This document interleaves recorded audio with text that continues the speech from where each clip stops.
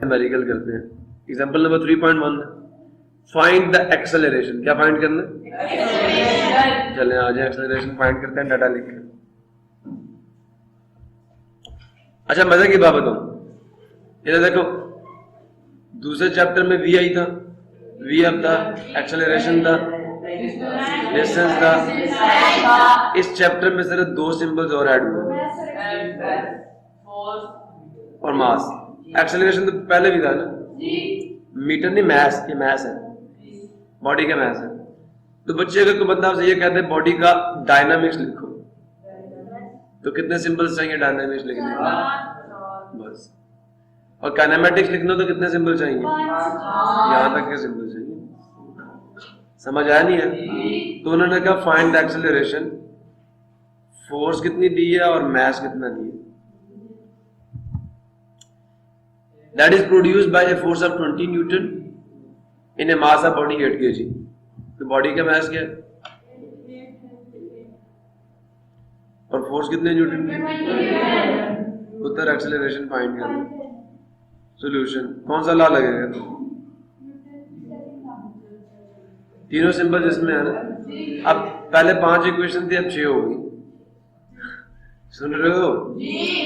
अब आपने ये निकालना, m नीचे चला जाएगा तो एक्सेलरेशन बराबर आ जाएगा f divided by m। Force कितनी है? मास कितना है? तो इधर कर ले डिवाइड में।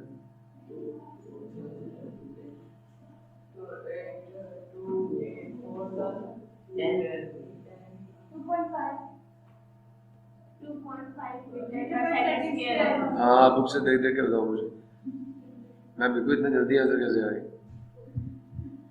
Next a force. अब ये सवाल बड़ा मजे का, इंतहाई मजे का सवाल है। साइकिलिस्ट वाला है दूसरा है? अच्छा सुनो, a force acting on a body of mass 5 kg produces an acceleration of 10 metre per second square.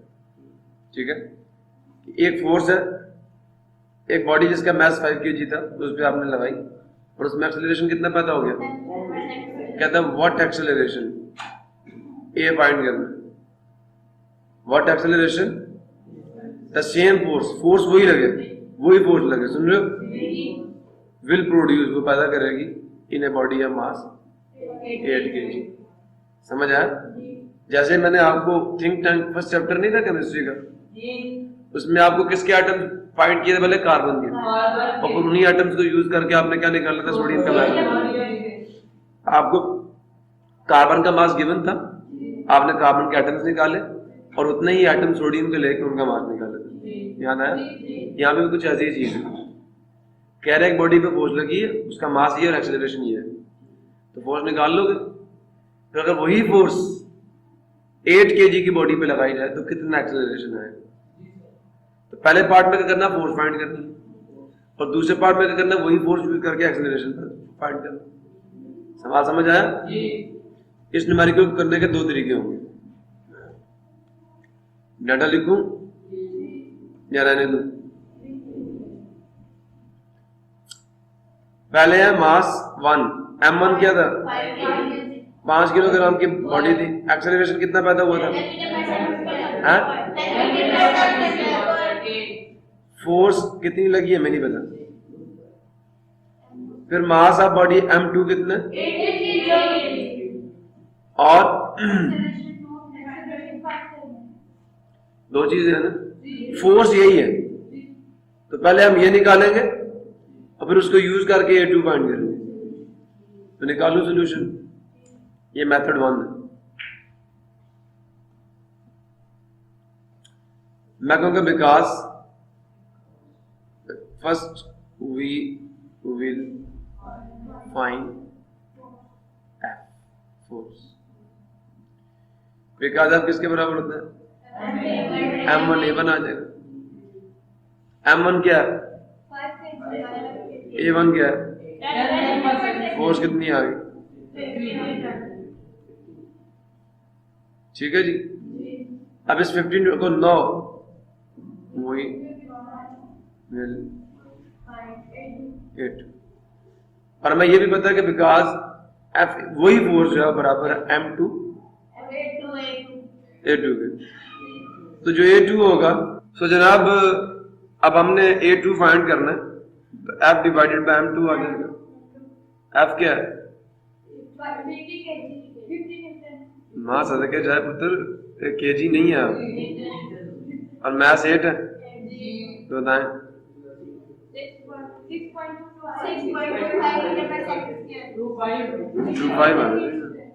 25 है ना? अब एक बात तो ये है कि 2 स्टेप्स में ये सवाल खत्म होगा। क्लियर है? आ जाए जरा मेथडोलॉजी नंबर 2 की तरफ।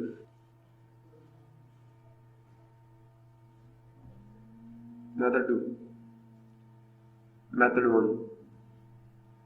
मेथड 2 क्या कहता है? मेथड 2 ये कहता है कि हमें पता है बिकॉज F1 और F2 दोनों क्या हैं? सेम है, F है। पहले पार्ट में वही फोर्स है, दूसरे पार्ट में वही फोर्स है, तो इसका मतलब M1 A1 बराबर होगा M2 A2 के। और सुन रहे हो? लॉजिक यही है, दोनों में अगर फोर्स सेम है तो इसका मतलब M1 A1 बराबर होगा M2 A2 के। हमने फाइंड क्या करना है? असल में तो A2 ही फाइंड करना था, तो M1 A1 A2 के बराबर आ जाएगा। So putting the values, M1 क्या था? A1 नीचे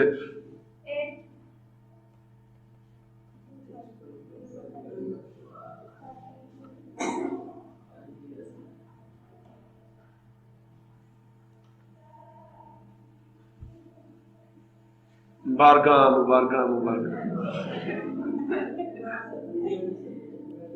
भाई, सवाल सॉल्व हो गए। तो फोर्स उन्होंने पूछी नहीं है, फोर्स सवाल देखे उन्होंने ये कहा कि व्हाट एक्सेलरेशन, उन्होंने सिर्फ एक सवाल पूछा बस। देखें, उन्होंने कहा व्हाट एक्सेलरेशन, क्या एक्सेलरेशन पैदा होगा? The same force. उन्होंने ये तो नहीं कहा फोर्स फाइंड करो, और उन्होंने किया ऐसे ही है। समझ आया नहीं है? आपको पता है कि F ही बराबर है M1 A1 के, F ही बराबर है M2 A2 के। अगर शहरोज मियां समझ नहीं आया तो I will write it like this. नहीं, दोबारा क्यों कर रहे हैं खान सर? अभी देखे क्या होगा। I will write it like this, that F he M1 A1 के बराबर है, और वही F, ये इक्वेशन 1 होगी। तो मैं यहां लिखूंगा फ्रॉम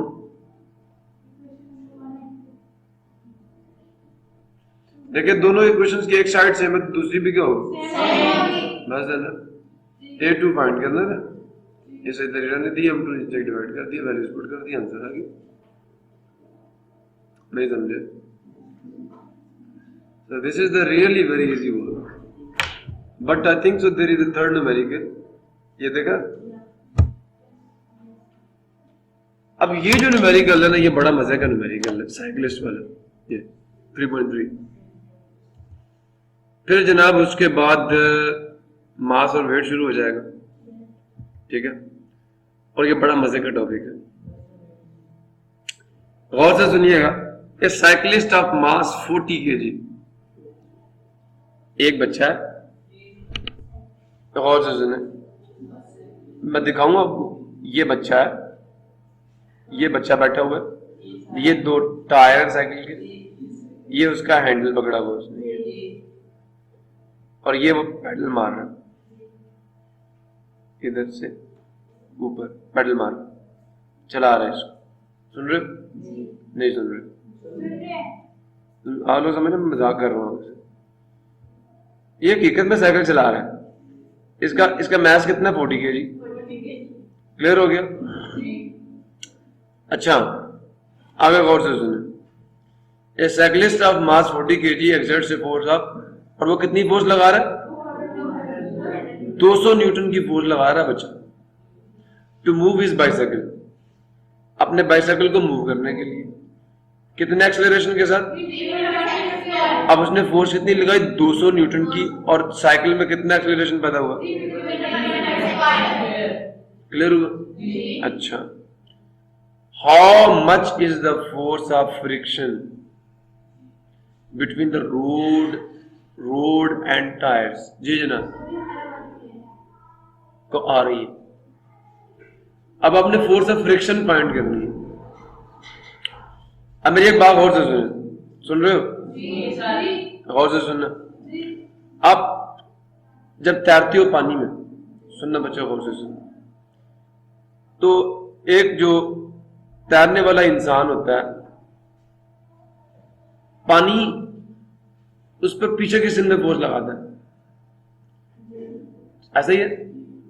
मैं इसे फोर्स ऑफ फ्रिक्शन कह देता हूं, और वो शख्स आगे की सिर में फोर्स लगा रहा होता है। जो उस शख्स की लगाई गई फोर्स है, उसके दो हिस्से बनते हैं।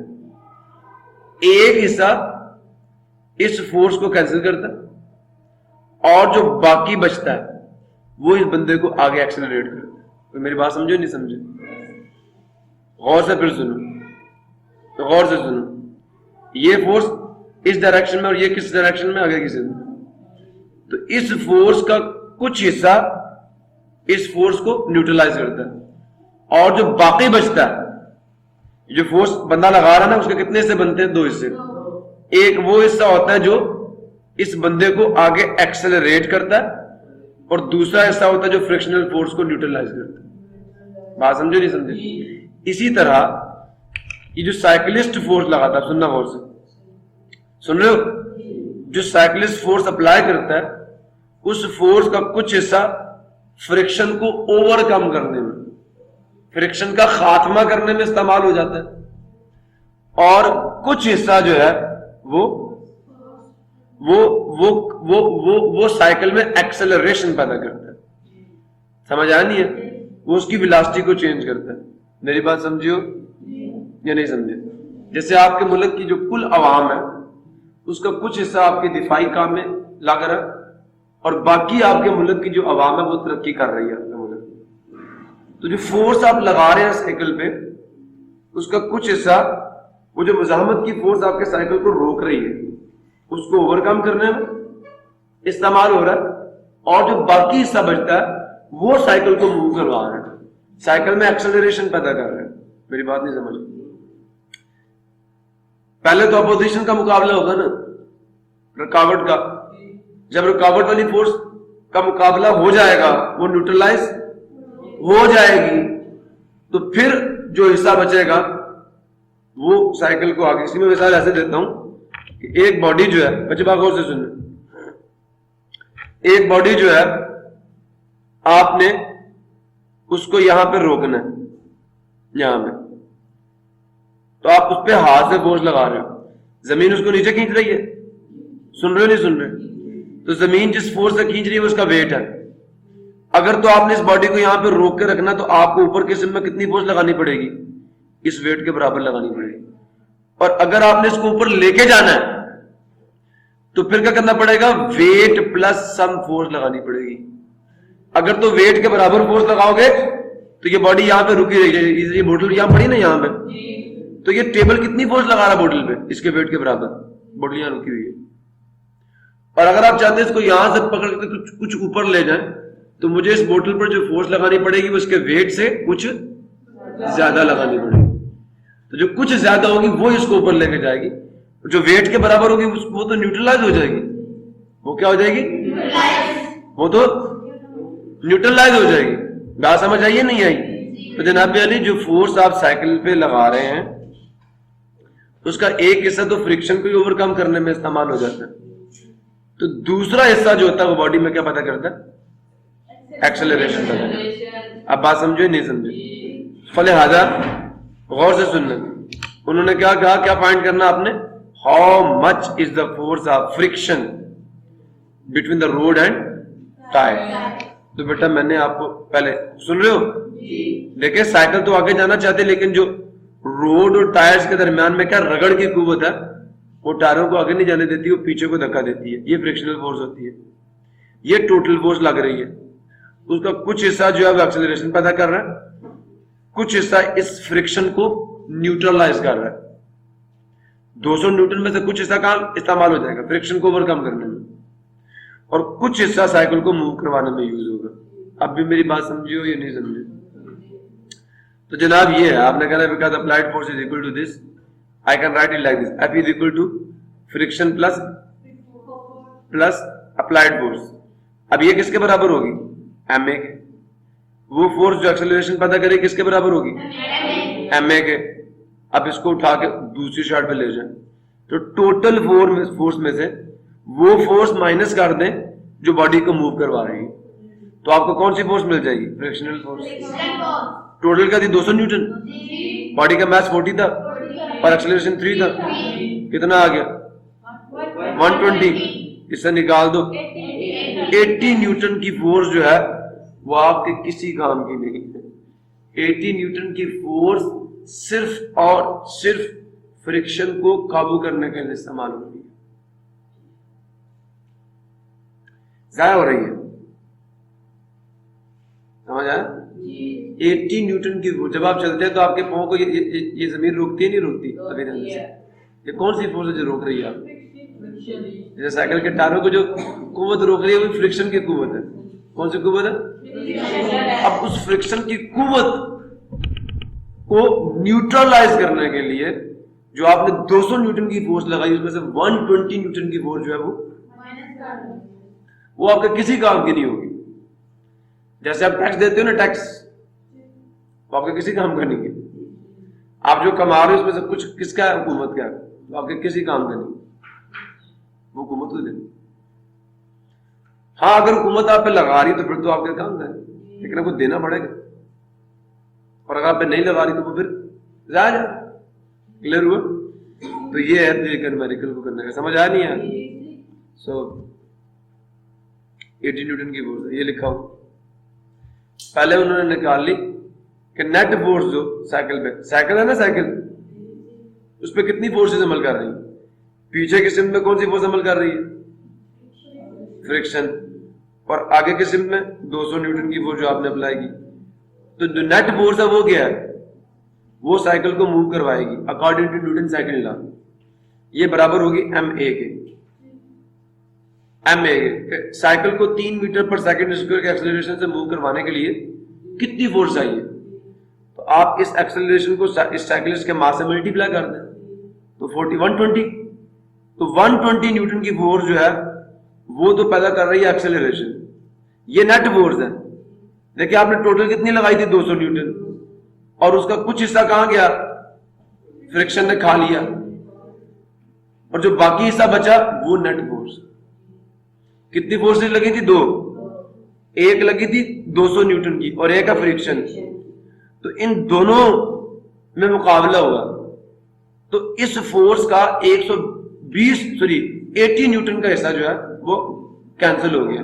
तो जो बाकी बचा वो है वो नेट फोर्स जो आपकी साइकिल को मूव करवा रही है। हमारे काम की तो वही फोर्स होगी जो साइकिल को मूव करवाएगी, और वही नेट फोर्स है। उन्होंने पहले नेट फोर्स निकाल ली, और अब लिख रहे हैं जो नेट फोर्स होती है वो बराबर होगी total force minus the frictional force. तो टोटल फोर्स 200 न्यूटन की थी, उसमें से फ्रिक्शनल फोर्स को माइनस करोगे। अब बेटा देखो ये माइनस है ना, इसको उधर ले जाओ और 120 को उधर ले जाओ। समझ आया नहीं है? तो 200 में से ये क्या, तो आंसर 80 न्यूटन है। अभी भी नहीं समझे? Which is the most important law of Newton? Newton का सबसे अहम लॉ कौन सा है? Newton second law is the most important law. क्यों? अगर के बच्चा आपसे ये पूछ ले क्यों, तो क्या जवाब दोगे? हाँ, फिर और किसकी? और कितना जल्दी पढ़ लेते हो वैसे। इसके 3 रीजन है। पहली बात तो इस लॉ की मैथमेटिकल फॉर्म है आपके पास, फॉर्मल फॉर्म है आपके पास। समझ आया नहीं है? समझ आया? तो पहली चीज मैंने रीजन लिख दिए हैं, it has the mathematical form. दूसरा, ये आपको न्यूटन फोर्स के यूनिट की डेफिनेशन देता है। और तीसरा ये कि first law third law are the special cases of second law. समझ आ गया? So next we will talk about the mass and weight. अब इसके बाद आपसे बात होगी टाइप्स ऑफ फोर्सेस की। अब कौन कौन सी फोर्सेस का आपको अपनी लाइफ में सामना करना? टेंशन आएगी, फ्रिक्शन आएगी, वेट आएगा, सेंट्रीपिटल फोर्स आएगी, सेंट्रीफ्यूगल फोर्स आएगी। समझ आया नहीं है? तो ये कुछ फोर्सेस हैं जिनका आपको अपनी लाइफ में सामना करना पड़ता है। अब हम वन बाय वन उन सारी फोर्सेस को इस चैप्टर में क्या करेंगे? डिस्कस करेंगे। और मैक्सिमम बच्चे मास और वेट को मिक्स करते हैं, ठीक है, लेकिन ये दोनों डिफरेंट क्वांटिटीज हैं। कैसे डिफरेंट है, दोनों में क्या फर्क है? We will talk about this but not now, in the next lecture. तब तक के लिए अल्लाह हाफिज। आज इतना ही। पाकिस्तान